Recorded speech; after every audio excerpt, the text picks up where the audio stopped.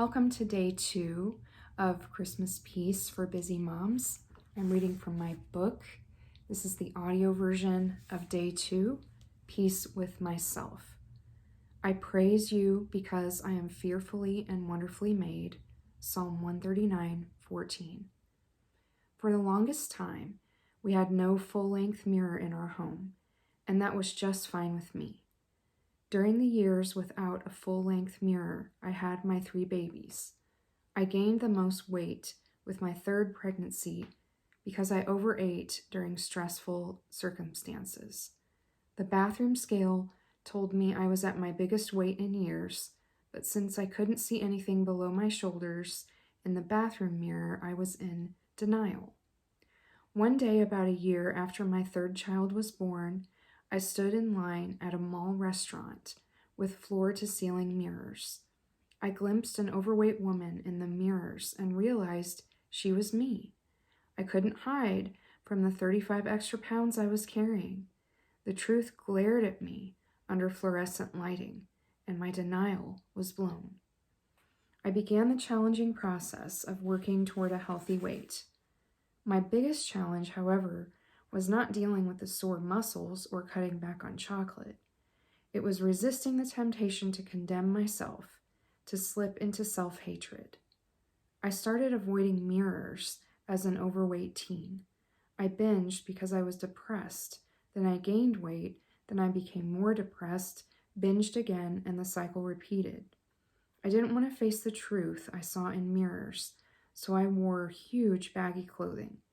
No matter how hard I tried to hide, I still heard inner voices of condemnation that said, "You're ugly, you're fat, and you don't deserve love."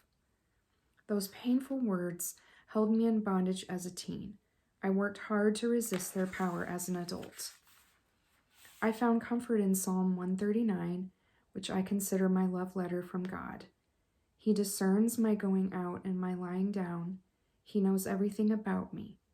He created my inmost being and knit me together. He cares lovingly for me. All the days ordained for me were written in his book. He created me with purpose. In my process of shedding weight and making healthy choices, I steep myself in these passages about God's love.